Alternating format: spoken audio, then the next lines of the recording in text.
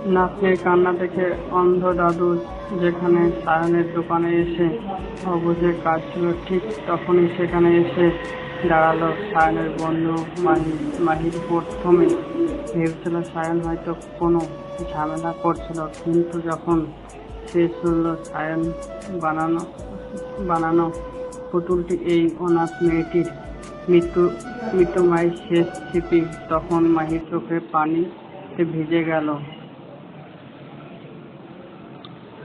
মাহি আর এক মুহূর্ত দেরি করল না, সে সায়নের হাত ধরে বলল, সায়ন, তুই আজ আমার চোখে খুলে দিয়েছিস খাঁটি মাছ মন কেমন হয়, তুই তা প্রমাণ করেছিস। মাহি শুধু সায়নকে প্রশংসা করল না, সে অন্ধ দাদুকে জড়িয়ে ধরে বলল, দাদু, আজ থেকে আপনার নাতনির পড়াশোনা আর সমস্ত দায়িত্ব আমার